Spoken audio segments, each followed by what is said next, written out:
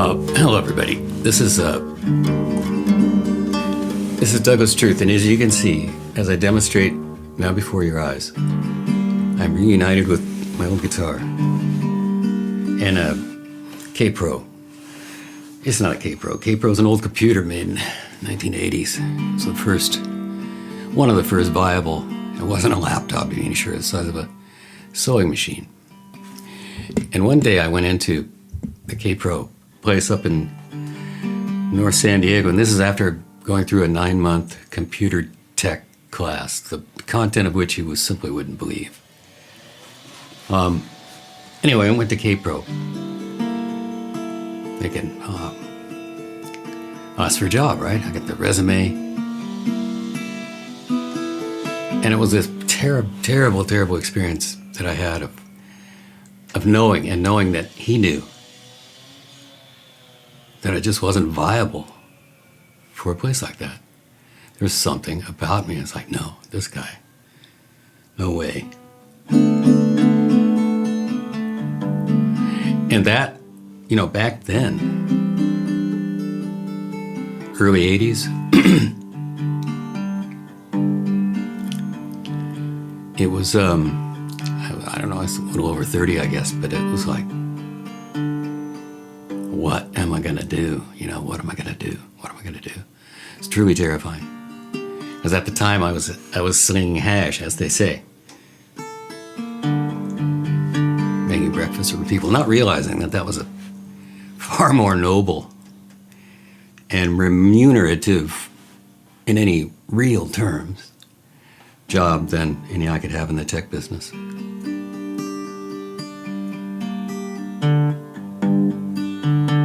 I took my job as a short order cook very, very, very seriously.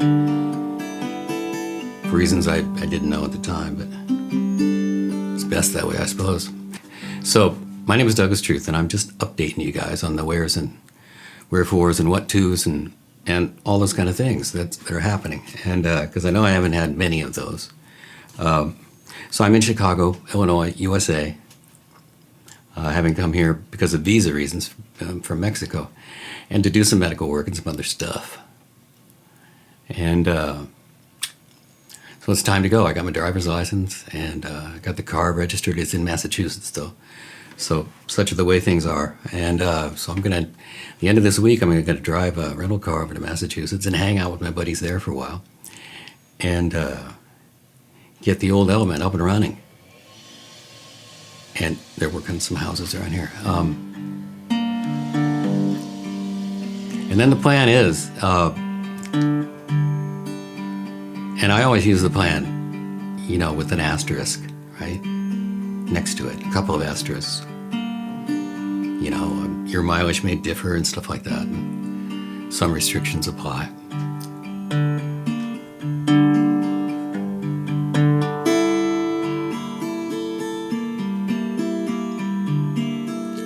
So the plan is to drive out west, because here's the deal. I don't know if I can ever really make any sense of this. Certainly, it's going to be difficult to make sense of it enough to transmit the import and the content to you guys. But when I was in Mexico, I just had this thing happen to me, and I just quit working. I just woke up one day and I was like, I'm done. I'm done painting, and I'm done storytelling. And that was weird, right? Weird, because I, like many people, but I think entertainers and painters and artists are much more prone to do this, is that they identify with their work. They become their work. And so if they can't paint something very good, they become extremely distressed, as if that matters, right? Fuck the paintings, who cares? Who cares about your artistic output, whether it's there, whether it's any good or not? Bullshit. None of it matters. And that's a bumper sticker, right, for me.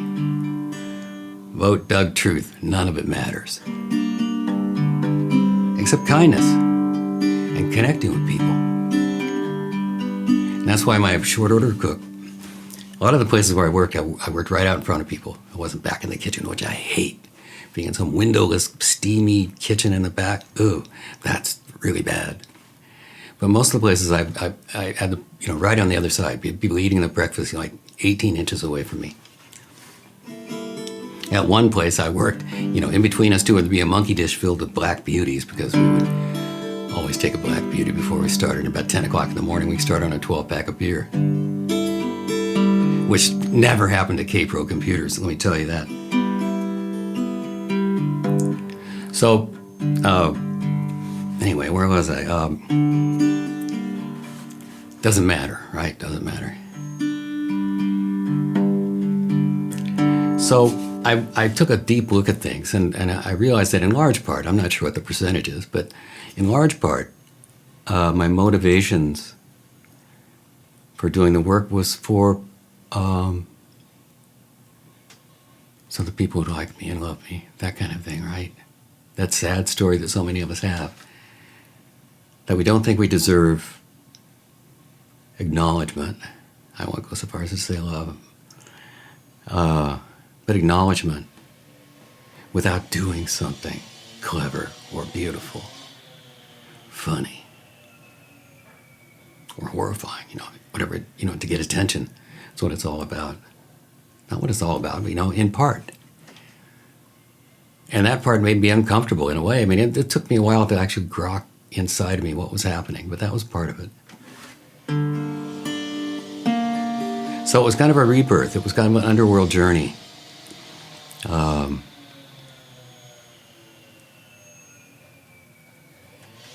Like, who are you, right?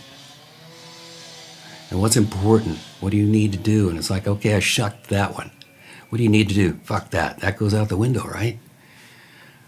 I don't know where this was coming from, but it was just like, I'm tired of that. I'm tired of doing things because I should, or it's the right thing to do, whatever. It's like, what do I want to do? It's like, it's a matter of trusting yourself, trusting myself and my instincts. And so I said to myself, this is down in Mexico, what do you want to do? And to myself, I said, I want to go get my element, get it running again, and drive all around the American West with my guitar, right? And the implications, it's full of implications, right? Drive around the country. I'm going to sleep in my car, right? Mostly. I can't afford not to. So I'll have a pad, a mattress in the back of my element. I'm getting a 1-burner stove. I'm getting some cooking gear. Nothing, I'm not going to really camp out. That seems unnecessary. But I'm going to drive out there and see who's out there, because like the evictions, and if you drive anywhere, like there's a lot of people sleeping out. There's a lot of people sleeping in their cars. A lot of people sleeping rough. And what we've done, financially to them is a fucking catastrophe, right? The theft that's putting those people on the road, literally, is, decades in progress. Anyway, I don't want to go there. That's another song.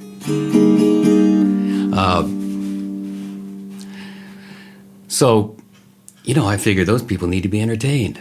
And I've got a coffee maker. I've got an AeroPress coffee maker. It makes really good coffee. And I just picture myself, and this may be madness. Madness, whether it could be madness, whether it's like real or just a fantasy in my head, right? It's both ways, different kinds of madness. I'm willing to accept that, right? Because why not? Why the fuck not? Everything's falling apart. I'm going to make no effort, and I couldn't make any if I wanted to keep things from falling apart. That's just what happens. Entropy wins. So what to do, right? Well, I love the American West, and I've just not seen enough of it. I've driven through it again and again and again, but I've never taken any side trips. So it's like, gotta get to the East Coast, gotta get to California. But there's so many 2-lane highways out there. I'm gonna take them. And I'm gonna shoot videos. And the other new thing, I don't know, new or not, but this is for the Patreon patrons, especially. But anyone else, if you send me your address via email, or messenger on Facebook if you want. But I'm getting off Facebook eventually. Because I've got a stack of watercolor postcards. I'll show some, but they're cute as a button, right? And I'm just going to make a watercolor and a note about where I am in the world, you know, just 3.5 miles east of Bismarck, South Dakota. Something like that. And I'll send you a postcard. More than one, maybe. I got a roll of 100 stamps ready to go. And the watercolors may not be great, you know. In fact, they could be terrible. I'll send it anyway, right? Because it doesn't matter. It doesn't matter. And maybe it's good anyway. I mean, what do I know? I might think it's terrible, and somebody else might go, oh, that's one of the best things you've ever done, which has happened many times. So don't listen to me. I don't know what's any good.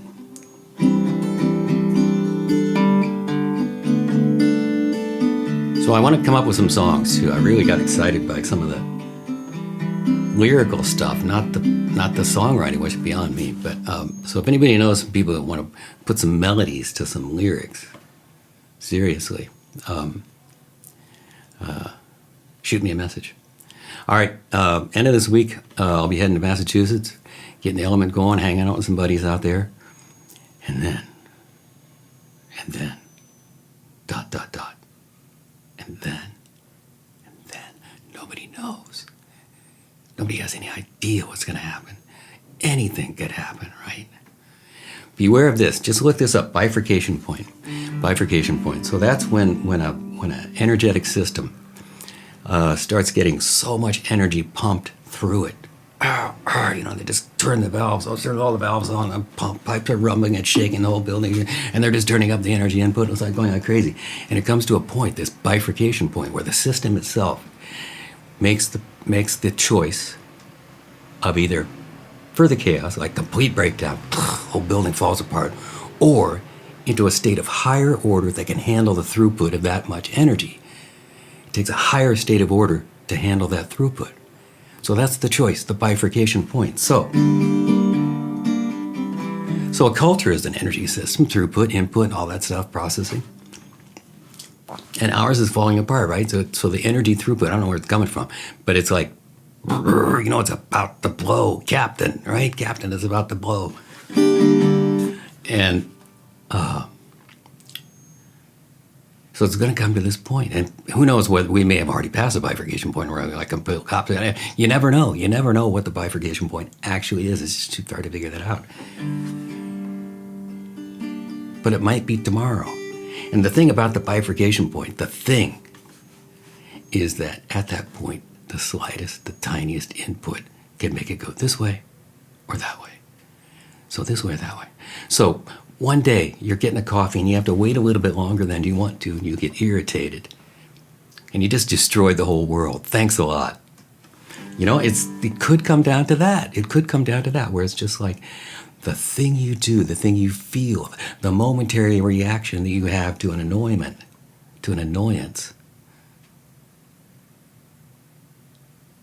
seals the fate of the world. Yeah, I know, that's not very comforting, is it? None of us wants to be on duty like that all the time. Perhaps we are. Anyway, I've talked too much, far too much, and I'll be updating you pretty soon, I hope, because that's the deal, right? I'll show you some of the postcards, and I think it's going to be really fun to get on the road, right? That's where my finest hours. Just a couple more words. I have done some of my very finest performances of Death Yourself and some other shows in the car, practicing, right? Cracked me up. Funniest stuff ever. All right, Douglas Truth out. Take care. Kindness is always possible, really. You know, there's a second addendum. We're all in it together. All is a really important word in that phrase. We're all in it together. Not just us against those assholes. We're all in it together. So try to forgive people all the time. Try to give them space for being an asshole. Acknowledge their being as a human, as a being. Not just a human, but a being. Fucked up human, but, you know, so what? That happens. All right, take care, everybody.